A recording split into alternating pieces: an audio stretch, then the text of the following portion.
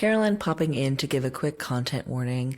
Today we're going to be talking about teen dating violence. And so we are going to be talking about youth who experience abuse, as well as a personal story from a survivor speaker of ours.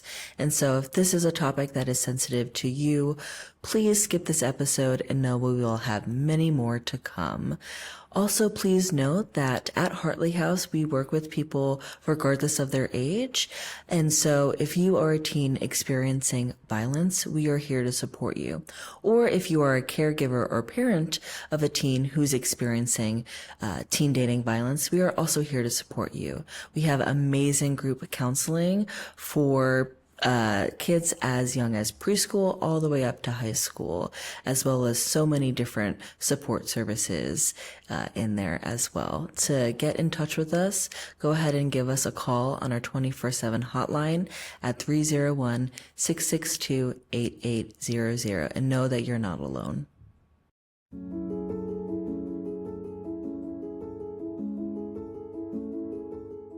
Today we sat down with Jordan and Haven to discuss teen dating violence because February is Teen Dating Violence Awareness Month.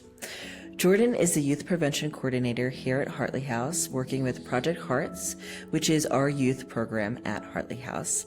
Her journey with Hartley House actually started as a Hood College intern, and since then, she has become a full-time employee with Hartley House in a role with Project Hearts and recently earned her master's degree in social work. Jordan is passionate about working with youth, stemming from her years as a softball coach during college. With deep commitment to prevention work, Jordan is dedicated to empowering youth and fostering a community that is free from violence and abuse. Haven is a queer speaker and advocate, and is dedicated to education and empowerment. As a survivor speaker for Hartley House for about 2 years now, they use vivid, intentional storytelling to shed light on the realities of abuse, sexual assault, and suicide. Haven is also the writer behind Haven's Diary, a new personal blog documenting the journey of a survivor's healing. Thank you so much for being here today, Jordan and Haven. I'm really excited for this episode and for you to share a little bit about your experience and expertise with the podcast today. Before we get started, can you just share a little bit about yourself? Yeah, so my name is Jordan. I've been with Project Hearts now for a little over 2 years.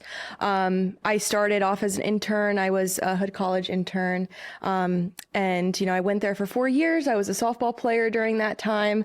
I was a pitcher and a second baseman. I also was a coach, which is where I really fell in love with working with the youth, and something I hope to get back to. I just finished my master's degree, just submitted my last assignment this past weekend. So I'm really excited about that. So who knows, maybe I can get back into coaching now that I'm done my master's degree. Other than that, I now have a lot more free time on my hands, which is good. But I just really love to stay physically active. So I've been lifting weights for about 4 years now. So I go to Crunch Fitness, and I really love that. It's been a big part of my life. But I also love to run and bike and swim. I've done 5Ks and 10Ks, and I just did a triathlon, and I think the next thing is a 10-miler in April. So, who knows? So I also love to collect vinyls and just chill. And yeah, that's just a little bit about me. Yeah. Love it. Love it. What about you, Haven? Well, first of all, congrats on your master's. Thank you. That's such a wild achievement. Thank you. So I'm Haven. I have been working with Hartley House as a survivor speaker, for, I guess it was about 2 summers ago that I started. And I have been with Project Hearts since last January. Mm-hmm. Yeah. And I really like beauty. I like all kinds of things. I love playing video games. I love just being with people. I'm a people person. I'm not an extrovert, but I'm a people person. and I love music. Beautiful. I really appreciate you sharing a little bit about the hobbies that you all do, and I am definitely not as athletic as Jordan. No. But it's very fun to hear about all of your different triathlons and running things. So I don't even know how we got here, but here we are. That's a lot. Yeah. Yes. Yeah. And I hear you, Haven. I am the same way where I'm like, my job is to be around people and I enjoy that very thoroughly, but I am absolutely an introvert. Like, I would love to just be home and like be in the dark, but also I love talking to people. Yes. Yeah. Well, so today we're going to be talking about teen dating violence because February is Teen Dating Violence Awareness Month. And so that's really where our first question comes in is, how is teen dating violence defined and is it different from adult intimate partner violence? Yeah. So, I mean, teen dating violence is just experiencing like an unhealthy relationship or an abusive relationship, but at, your high school age years, your teen dating years, right? And all the different forms of abuse come into play when it comes to teen dating violence. So like your sexual abuse, physical abuse, financial abuse, like all that stuff kind of still comes into play. However, with them being high schoolers and stuff, you also have to take in like the developmental stage into account, right? So we're not adults. They're not adults. Their prefrontal cortex has not been established yet. So they have a hard time, setting boundaries and, conflict resolution and like trying to figure out what real healthy conflict looks like. And we talk a lot about like how we can say I statements instead of you statements, how we can, address conflict in a way we're not blaming someone else, but instead we're coming from our perspective. And so those are like the things that we see a lot of difficulty in. And so a lot of times, actually, I don't even think that a lot of people know that they're exhibiting these unhealthy behaviors or showing these unhealthy signs. Because, they might think that this stuff is normal. Maybe they're seeing it at home, right? Or it is just like that developmental stage that they're at. They just haven't gotten it all figured out yet, right? And so, we even have had like a couple of students, like when we go over the unhealthy signs of a relationship, we do the 10 signs of a healthy relationship and then the 10 signs of unhealthy relationship from One Love. And sometimes some of the students, when we go over the unhealthy signs, they almost feel like kind of like convicted, like, oh, I see those in myself and they didn't even realize. And we actually had someone call the hotline last year when we were going to schools and they said like, hey, like Project Hearts was just at my school and I think that I've seen unhealthy signs in myself and what can I do to like not have those happen anymore.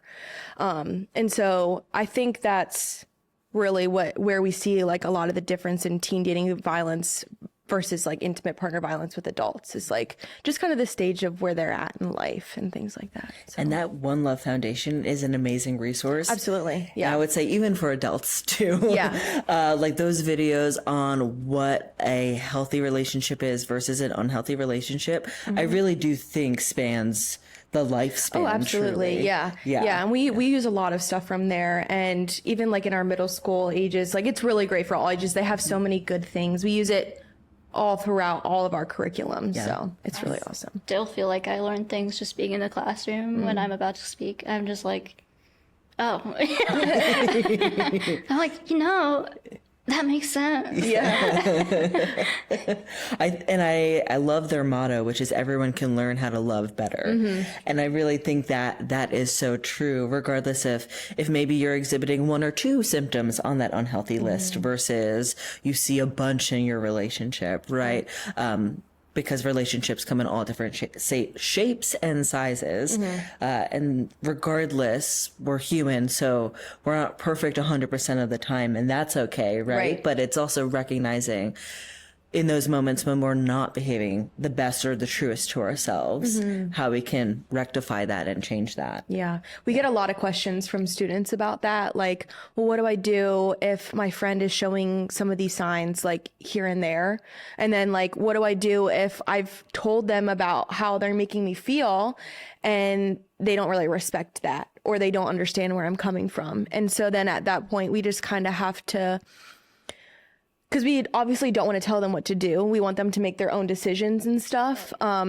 So we just try to say, well, at that point, like how many signs are you seeing? And what is the balance of each one? And is that someone that you want in your life? Like, do you want someone who is showing 8 out of the 10 signs and it's happening really frequently. Is that how you want to be treated? And we just like ask them questions instead of being like, well, yeah, you definitely don't want to be friends with that person anymore, right? So, and I think this is a great transition too into my first question for you, Haven, which is, when reflecting in the classroom, are there any warning signs that you now recognize as red flags for abuse that you didn't at the time?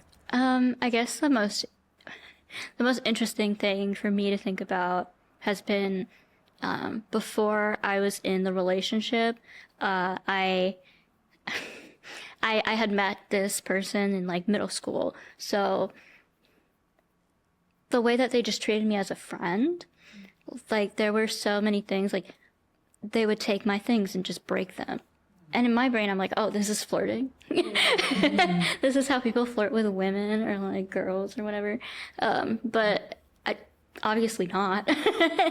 Or like, I don't know. He would like draw really scary things that he wished were happening to me, right? And that's alarming. Right. But like at the time, I was like, he drew something for me. He asked questions about me. To draw this personalized imagery of like bad things. Yeah. So it's very much like just because someone's interested in you as a person doesn't mean that the interest is good.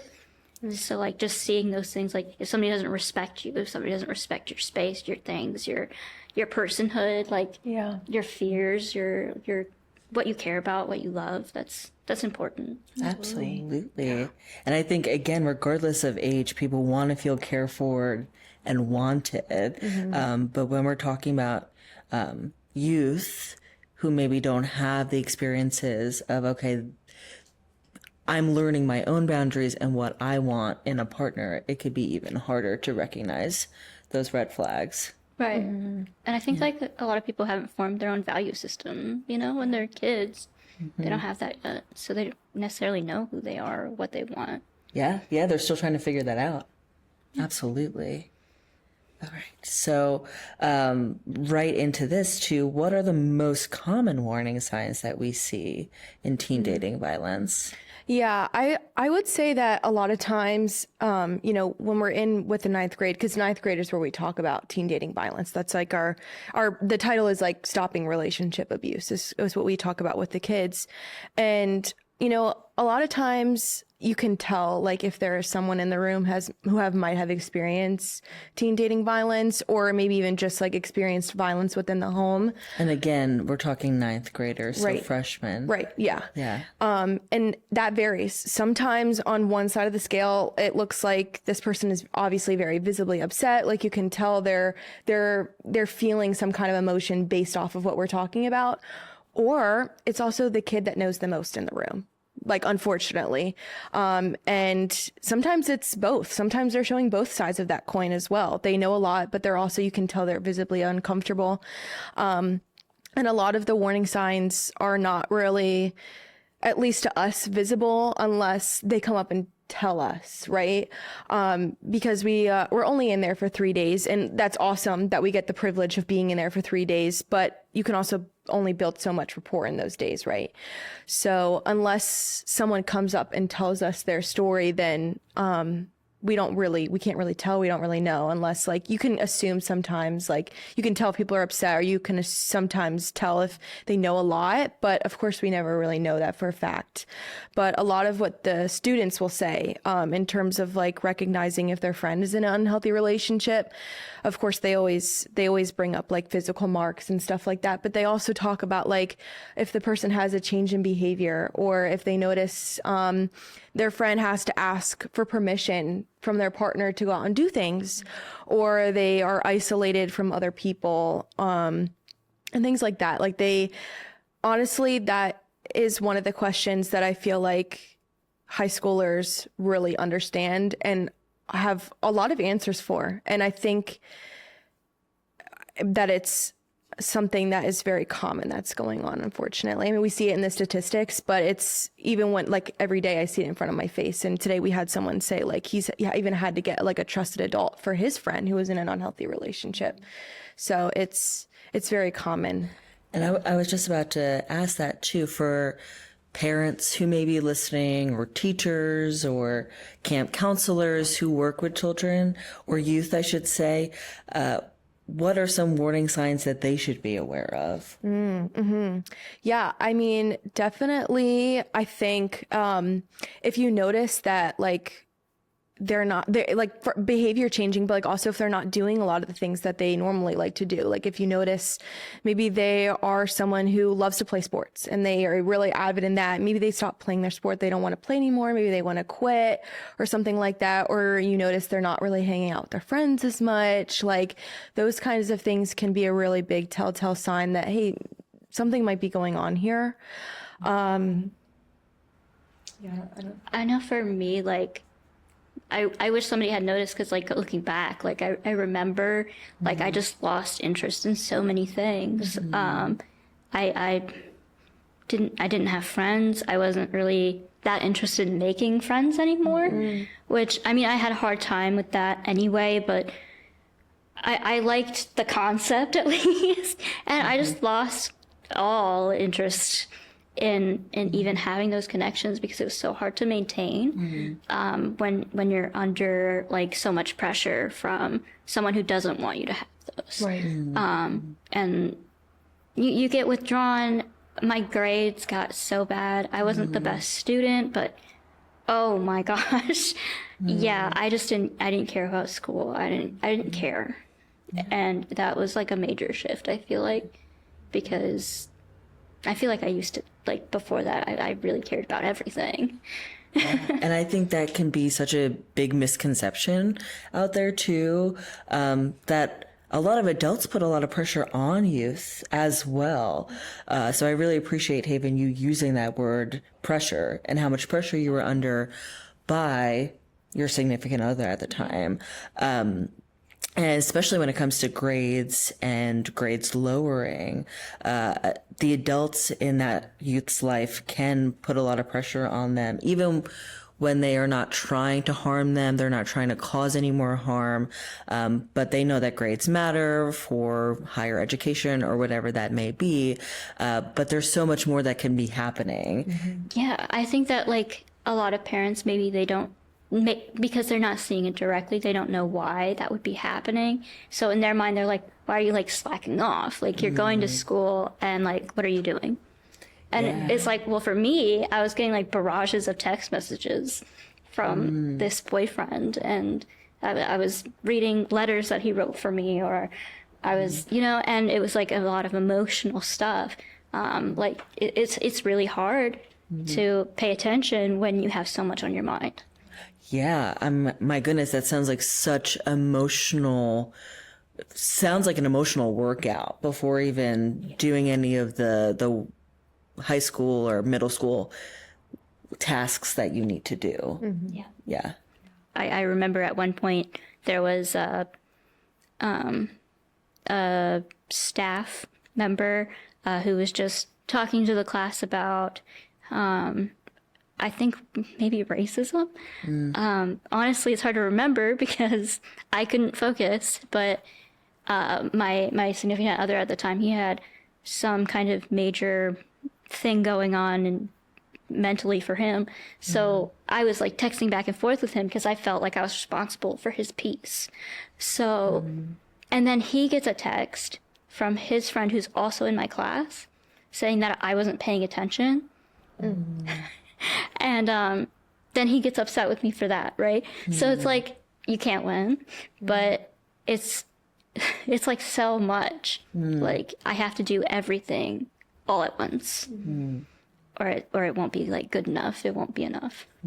Yeah. But I kind of like what you said in the beginning, and I think that it's important for parents and things to know, instead of being like, well, why aren't you doing this? Being like, what's going on, right? And I think that you had mentioned like that it was very out of character for you. 100%. And so I mean, I can't speak to everyone's experience, but I think a lot of times like our parents are the people who see us all the time, so they know us, or they should know us. And in that moment, instead of questioning like, why weren't you doing enough, instead of being like, what's going on? Like, is there something going on? How can I help you? What do you need? Right. And like for parents, I know that, you know, they can have a lot going on too. Yeah. So it can be hard to like slow down and think, okay, what could be happening with my child? Especially if there's fear involved. You know? Right. Or you have like a bunch of children, you know? There's a lot to worry about. There's a lot to worry about in life in general.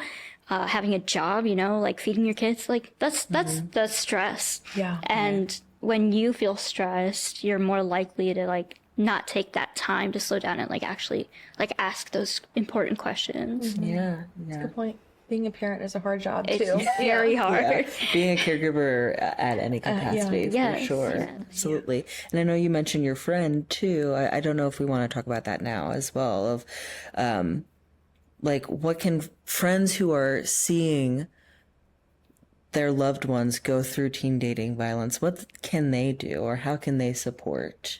So this was actually the ex-boyfriend's friend. Oh, okay. Yeah, so it was- not necessarily it was an harsh. ally. Yeah. But it was like I did have people sometimes who I would have considered friends, and you know, they didn't understand what was happening. They just felt like oh, I'm telling you what to do and you're not doing it, or like oh, I'm trying to tell you like this is bad, but like you don't care, or like stuff like that. But I think one of the most important things to remember is like this person's confused. Like there's no other good way of putting it. Like it's very disorienting to be in this kind of relationship. Up is down.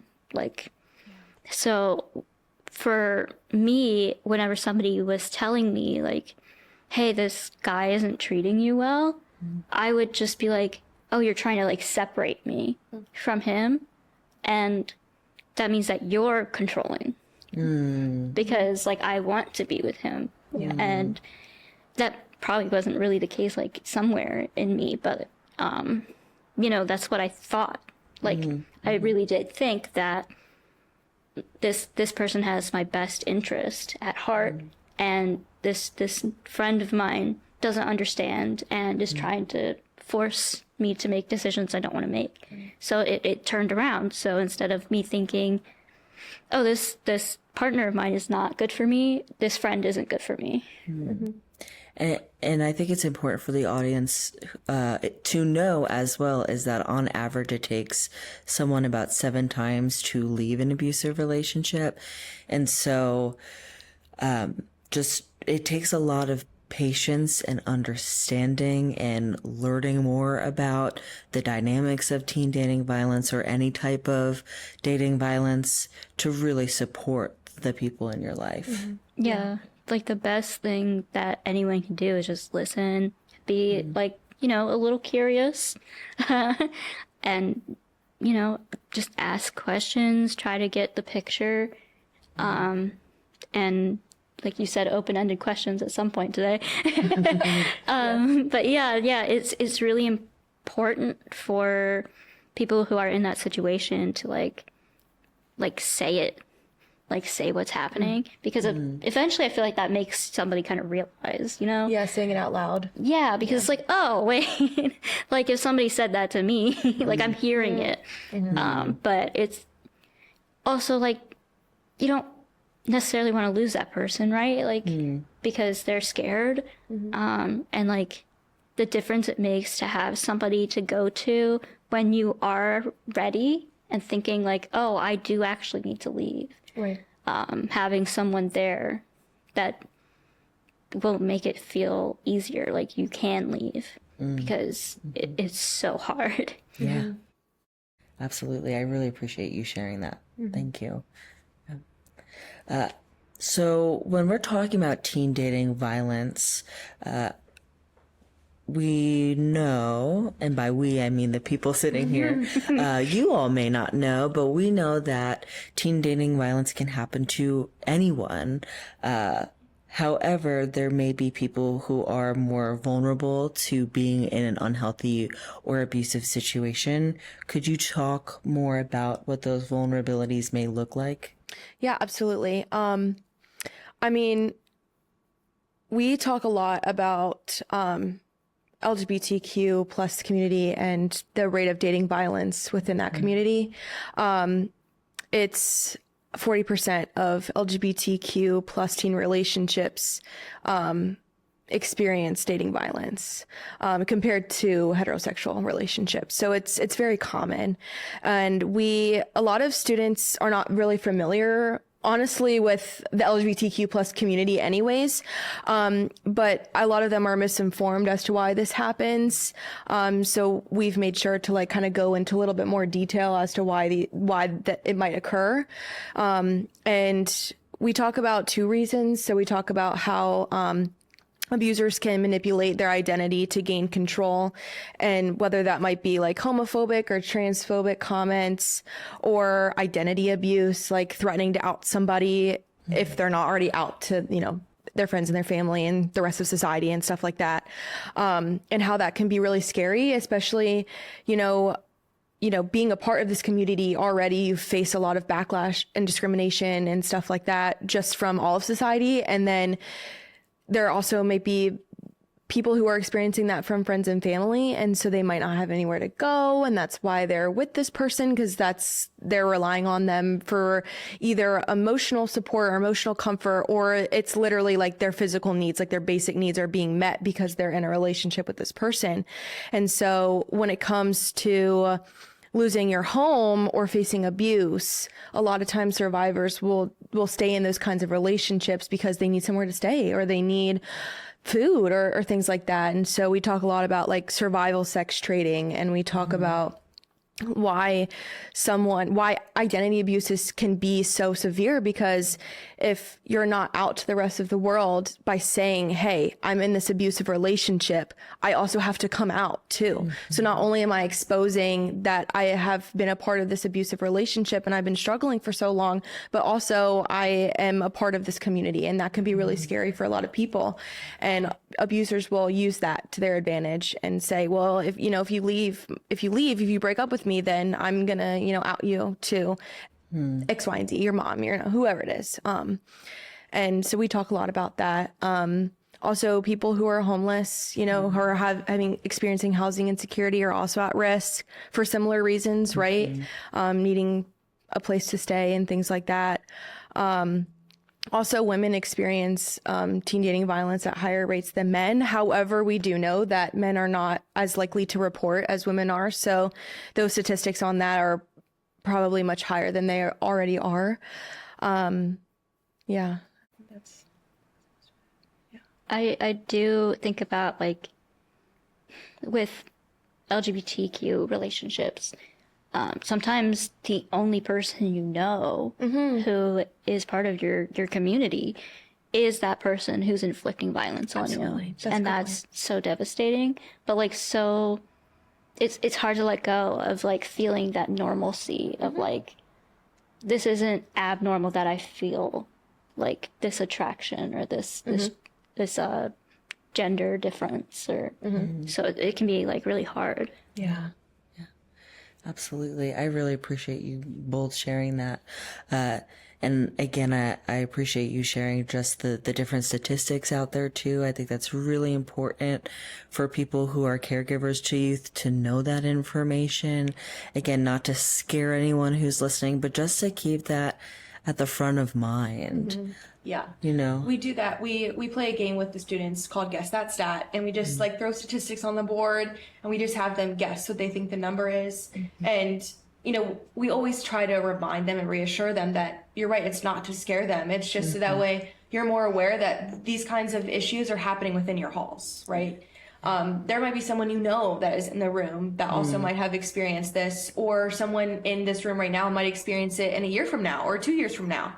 And then I know, like, we try to, I know this doesn't, it's, our sexual violence prevention, but we also talk about in our health too, we talk about life after high school, because it really is applicable to them. And these are the most trying times of their lives. And so, like, here's all the information.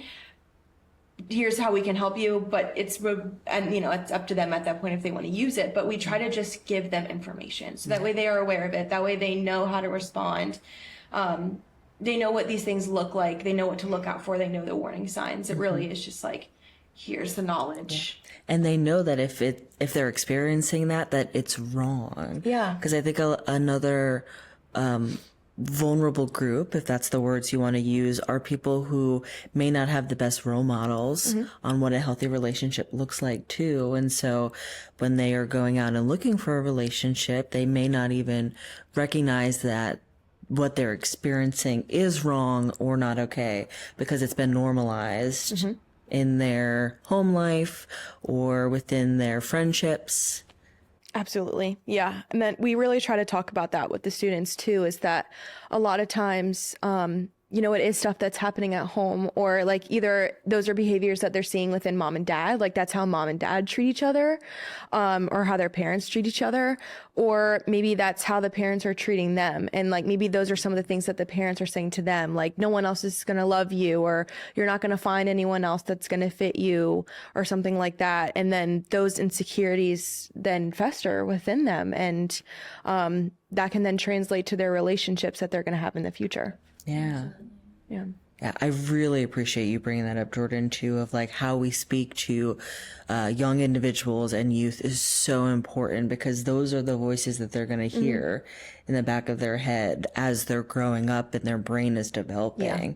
So again, it's not to scare people, but it's to know that, the weight of your words matter. Mm-hmm. And that awareness is like so important because there are definitely parents who struggle because, again, they're under the pressure of parenthood, and they're not aware of what they're saying has such a like huge impact. So again, they're not taking the slowing down of the moment and being like, well, what should I say? Yeah. Like, is this an okay thing that I'm saying?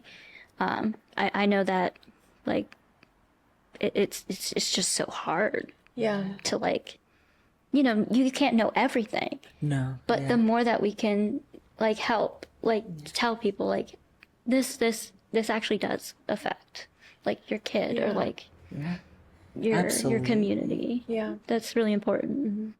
And also I think that we have to give parents some grace in a way, because a lot of the parents nowadays, like a lot of the stuff that we talk about was normalized for them, So like, as you were talking about, like, with your ex and how he would break your stuff and everything. Well, that was a stereotype that men or boys are supposed to be mean to girls. And that's how you like them.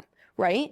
And that was something that was totally normalized with our parents. I mean, that's what my parents told me when people used to pull my hair on the bus. It was like, oh, you must have a crush on you. Right. So a lot of parents, and this is not always to the fault of their own, that they just aren't aware. They just don't know about these things, or there's something that has been accepted or normalized. And so they're not aware for lack of better words, the gravity of the situation of what it holds. And I think just as much as teenagers need to be aware and need to sit through these lessons that we have, because I mean, maybe this is biased, but I think the lessons that we teach are some of the most important things that they're going to learn in their life. They're phenomenal. Agree. But also like, parents also need the same kind of education too, because I know me and my mom, I educate her almost every day when she lets me. So I think it's really important that also parents get educated too. And I understand it's not always accessible to get educated on your own, but that's why like podcasts like this are so important, because I mean, we're educating right now. So, and I mean, I guess it's not even just the education, it's the knowing that like you have a stressful job, right? And you need support. Yeah. Because if you can't provide everything all the time, like you need help, and it's okay to ask for it, and it will benefit you and your child. And I mean, I can definitely see times in my life where like if my mom was under more stress, like she spoke to me different. If and it sent like confusing messaging, I would say at those times. So, and that really like gets into you, and it's not necessarily like all on just like a parent or something. It's, you need help. If you need help, you need to ask for help, And there's nothing wrong with asking for help. 100%. And I know resources can be really difficult, and a lot of people are going through a lot of financial stress right now. There are a lot of free resources out there as well. Again, Hartley House's support services are completely free. Our hotline is a resource for everyone. That's 301-662-8800. And I'll also write that in the show notes. But that's a great way for people to just call in, get some support, ask for help, ask for tips. I know, the Mental Health Association also has a free 24/7 hotline. I think you could call 211 as well, and get connected with free hotline resources as well. So I know it can sometimes feel like, oh, I don't even know where to start or where to begin. But that 211 number is great because the person will literally dial the phone number for you that you need and get you connected. Yeah. Yeah. All right. So this one is kind of a big one, but I think it's important. Social media and technology. How does social media and technology contribute to unhealthy or abusive relationships, and especially teen dating violence? Ooh, yeah, you're right. Okay. Well, I think there are a lot of things. The first thing that pops into my mind is like normalization and like glorification of these unhealthy relationships. We talk, we don't talk about, but we insert a clip in our presentation, and we talk about Euphoria. And for those not familiar, Euphoria is a TV show on HBO Max, and it's about high schoolers and their lives. However, it's very wild, and that's an understatement. Yeah, I really don't know. It's heavily dramatized. Yeah, it is very heavily dramatized. They have a abusive relationship on the show, Maddie and Nate, and it's severely abusive. I mean, like every kind, like there's almost every form of abuse in there. And we show a clip after an abusive event that happened in their relationship, and we show like the aftermath of that event. And we always ask students if they've seen Euphoria, and there was like, whoa, like they always got something to say about it. Essentially, they've seen it or they've heard about it, and they know just like how kind of crazy it is. And in that show, you do see definitely a lot of like glorification within their relationship, and it's almost. And I don't think that it's intentionally done that way. I think genuinely, like just from like what I've seen about like the directors and stuff, I think that it is like they're really trying to bring like attention to this stuff, like and like suppose in a good way, like that this is what it looks like, However, I think because it's on media and the shots are done so perfectly, and the relationship they show, of course, like good and bad sides of it, but it's almost like the relationship is like, this is what you want to strive for almost, even though they're showing like such like dark and scary things that actually happen within this relationship. It's still like, because they're, I don't know, two attractive people, and they're the top two queen, king and queen in the high school and stuff. It's just very glorified. And I think that happens very frequently within a lot of like TV shows and stuff like that in the media, and even on like social media and stuff, TikTok and stuff. You see these abusive relationships, people coming out about their relationships and all this stuff. And on one hand, it's a good thing because it's normalized. It's not normalizing it like where we see people talk about it. Yeah, people are talking about it. It's okay to talk, and say your experiences and stuff like that, of course. But also like situationship culture is such a thing, where it's like people are talking about their situationships that they have, meaning like you're not really together, but you're also together. Like you can't be with anyone else, but only when it's okay and convenient for one of the people. It's just like very back and forth relationship, and it can be very confusing. And that's like a big thing these days. And like all people talk about on social media is like their situationships and stuff like that. And I think that perpetuates the culture of unhealthy relationships really. And at that point, when all kids are seeing on when they're watching TV show, or they put on TikTok on or whatever, their phones and stuff, like that's what they're seeing. And I think that can really disconstrue what a real healthy relationship looks like. And then also we just have like, they're on social media all the time, and that sometimes makes some individuals feel like they have ownership of that person. Like, why aren't you texting me all the time? Like, I know you're in class, but why aren't you texting me? Like, I need to know what you're doing. And then you also have like sharing locations, and that's a really big thing. If you're in an unhealthy relationship and someone is like constantly like looking at your location, that's stalking. Technology can be used in many different ways to find out what people are doing, their schedules, where they are, and just really, you have unlimited access to people at your fingertips. Absolutely. And we even go as far to tell the students too, because we do a breakup safety plan with them. And we talk about like other kind of safety precautions you can take. And of course we talk about like digital safety that you can take.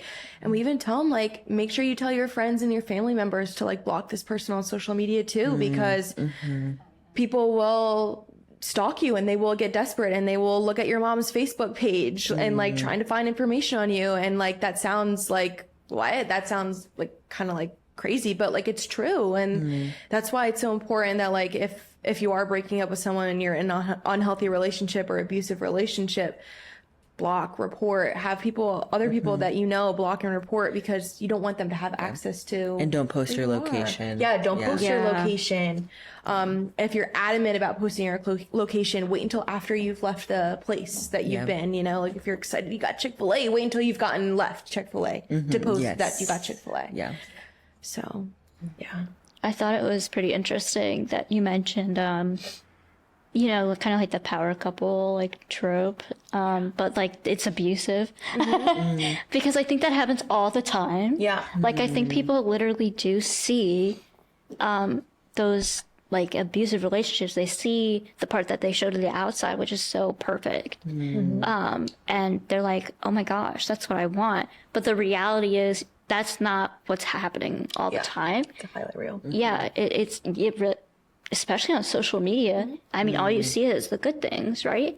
And that's the excessive love bombing, the excessiveness of the love that's being shared, or that one of them is experiencing and the other one may or may not be. But it's I feel like I've seen that so much, like with on YouTube or whatever, there will be like vloggers that you think are like, oh, that's like a perfect couple. But the reality is it's way too much.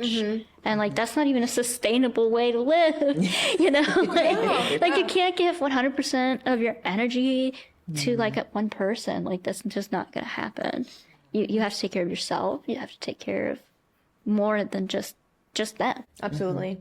Yeah. We had a couple of students actually this time through when we were at high school this week, who was talking about like the power couple and how like that is like a reason why like in the show, like that's why they didn't want to break up, was because of their reputation within school and their reputation within their relationship and how they didn't want that to be ruined. Yeah, absolutely. And I think that's very real. Like, I mean, of course there's bullying, of course, that might happen, but then there's cyberbullying and that stuff follows you and you can't get away from it. And if people are talking about you and your reputation and now maybe you're the popular couple that's in school and you just broke up and now everyone's talking about it and taking it to social media and like all the anonymous like text apps that you can have that like I don't even know what they are anymore. Like when it was my age, it was Ask FM. I don't know if you guys remember that. Oh, I remember that. Yeah, it was Ask FM when mine was AOL.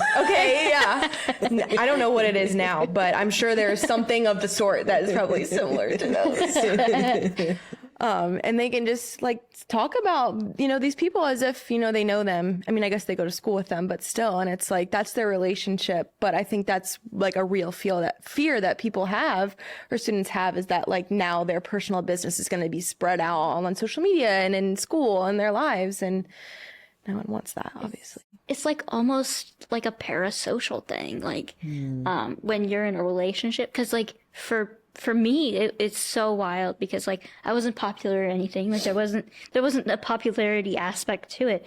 Yet when me and this person broke up, we both felt the need to like make an announcement on social media and like make it look a certain way and amicable. And it was like, looking back on it, that's so strange, right? Like, why? But it's because other people like really actually care about your business a little bit, like who don't necessarily need to. So like people just like, you know, like if they see you on social media, they feel like they really know more about you than they do.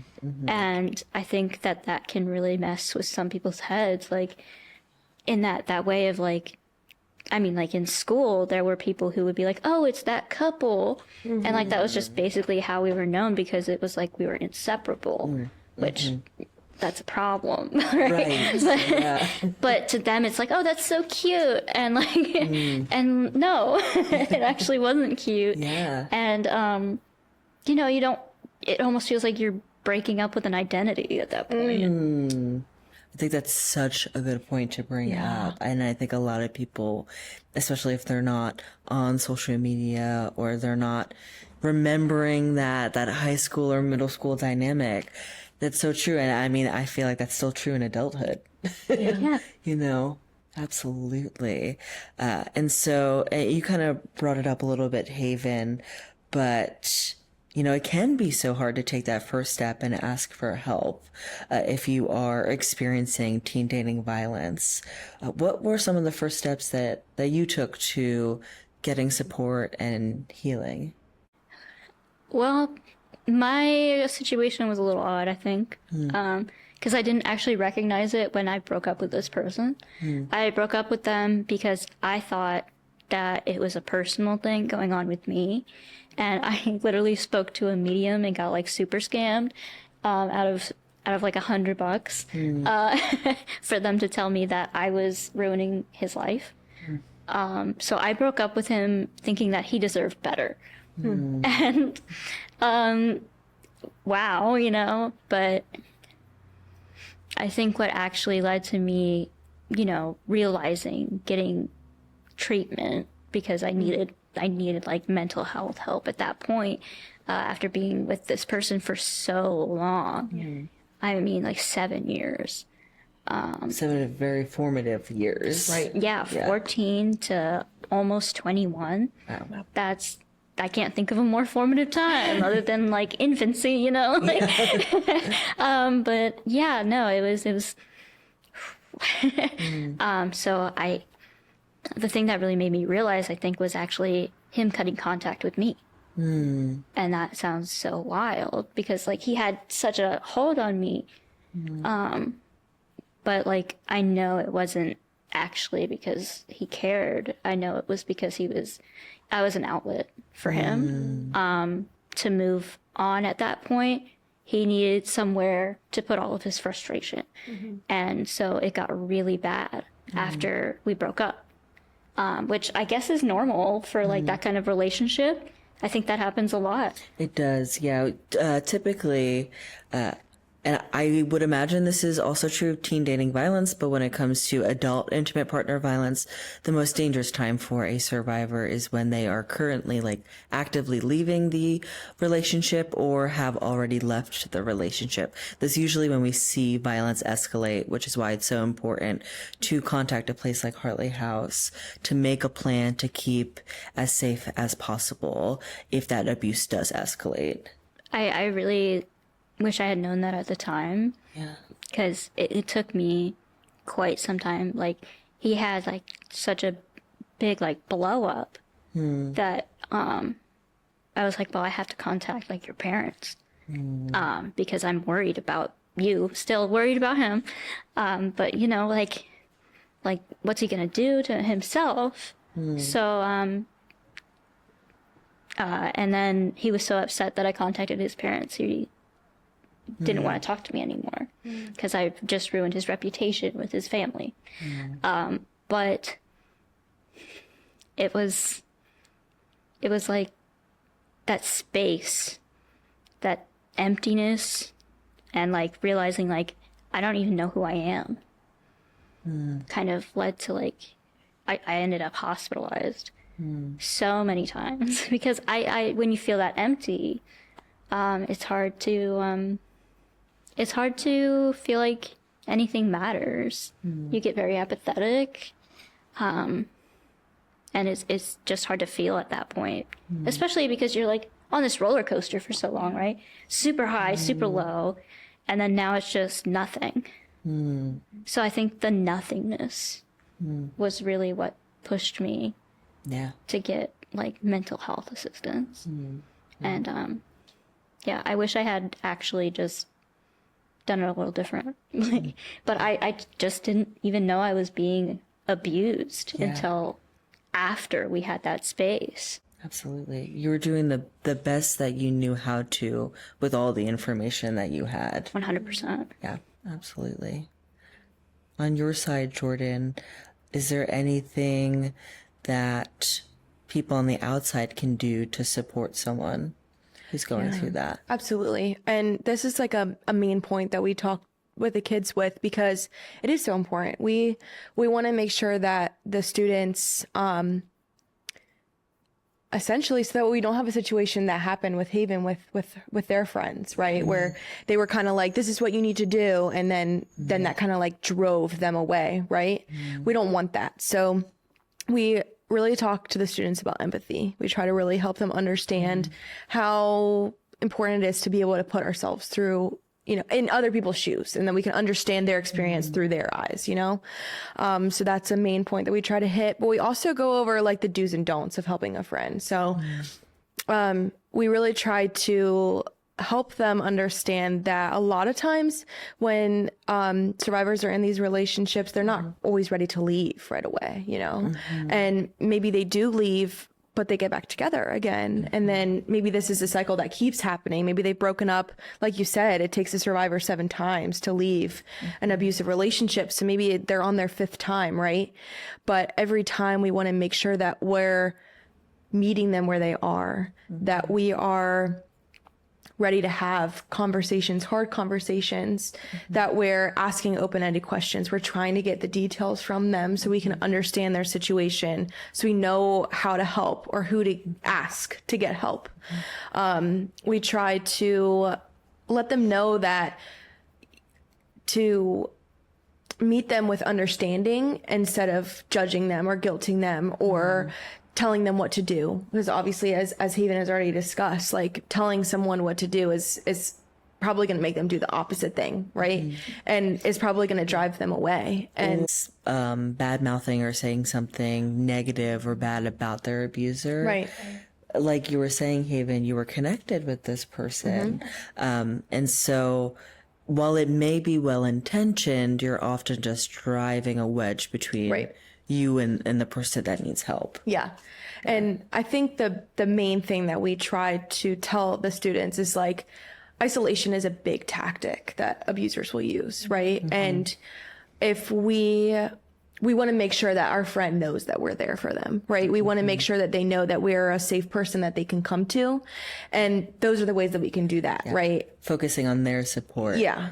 Exactly. Saying, I'm noticing you have been changing. I want to be there for you. Yeah. How can I help you? Yeah. What do you need? And just honestly, the best thing, like you said, Haven, is like just being there to listen, being there to support them. Especially being a teenager, like we know that you guys do not have all the answers. I mean, not always do we have all the answers, right? Like, so it's really understandable that at your ripe age of 14 that you wouldn't always know exactly what to do, right? And so these are the resources that we have for you. You can always find a trusted adult. And then, these are also some things that you can do, that can really help your friend. And we really want to avoid like judging them or telling them what to do or comparing them to other relationships. And it's really important because we don't want the survivor to be all by themselves. We want them to have people that they can go to. So that way, they're not feeling so alone through this experience. And that way, if times are extremely tough, that they have a safe place to stay if they needed it, like things like that. And I think that it's really important that, we teach the kids these things, but also that they grasp it. And, you know, I think a lot of times, you know, we never really know, because they could have really good intentions and maybe it doesn't go the best way. But I think that they really do. I think they already know these things, because we also ask them before we tell them, like, these are the do and don'ts. And I think they know the kind of support, because we ask them, like, think about it from your perspective. If you were in an unhealthy relationship or an abusive relationship, what kind of support would you want, right? You wouldn't want someone to tell you what to do. You wouldn't want someone to judge you, right? You want someone who's going to listen and support. And I think that's what really makes that connection for them. And it's like, yeah, you're right. I wouldn't want that thing, so I'm not going to do that to someone else. Yeah. I think for a lot of people, especially when you're young, I mean, and you haven't had that experience even in the first place of maybe what even a relationship is, it doesn't quite make sense from an outside perspective. Like, why is my friend being like this? Why aren't they just doing the thing? Like, why are they letting themselves get hurt? And it's not so much that you're letting yourself get hurt, it's that you think that you're not being hurt. Like, you're almost meshed with this person, and you have to keep them happy to keep you happy. And, like, just like what you said, like, if you're bad mouthing this partner that somebody has, well, like, as like someone in that relationship, you know, you're thinking like, oh, you're talking about me. It's such a bizarre feeling. And if you don't have the frame of reference that like Project Hearts is giving, you don't understand that. So they're just like, well, why are you upset? I don't understand. And like, it's so important. It's so important for like everyone to kind of hear what that is. Like, why is this happening? I'm so glad you brought that up, because it really is interesting. On like day one, we're like talking about unhealthy relationship signs, and we show a video from One Love, the Miles video. I know you're familiar with it, the MVP video. It's called MVP if you want to watch it. Yeah, it's really good. It shows a depiction of an emotionally and mentally abusive relationship from the female onto the male. And we show part one on day one, and they're always like, why is he still here? Why is he I would not do that. I would not tolerate that, you know? And then by day three, you see the empathy and the understanding of why or how people get stuck in unhealthy relationships. Because, you know, we show a video of a professional explaining why people get in the unhealthy or get stuck in these relationships. And then we talk about the cycle of abuse. And then we also talk about, like, you know, family aspects and, you know, the stuff that we've already talked about. And by day three, you can tell that they really understand, like, oh, this is way easier than just like, let me just get up and leave. Or, I mean, this is way harder than let me just get up and leave. It's way harder than that. There are so many other things that are coming into play here. And I think that's one of the coolest things, especially for me. At first, when we first started doing this, I like was always like, why are they thinking that? Like, of course but also they don't know. They don't know what they don't know, right? And so it's really cool that after they've gone through our program, that you can almost see like the humanization almost. And that's really cool, because it's like, oh, they really get it now. Yeah. They really get it. Absolutely. And I believe I come in on day 3. So speakers come in on day 3 of this kind of, what would you call it? Program. Yeah. And for me, I've this whole time I've just been like so surprised. Thinking like, these kids are so like emotionally intelligent. Like, where does this come from? But it's the work you're doing, right? And it's so interesting to me, because if I compare that to like what I remember from like high school, right? No way. Like, nobody had that understanding. That wasn't what we were taught. That wasn't something that anyone really understood. Even like if you were being like hurt yourself, it's not something you understood to even explain it to somebody else, because you're in it.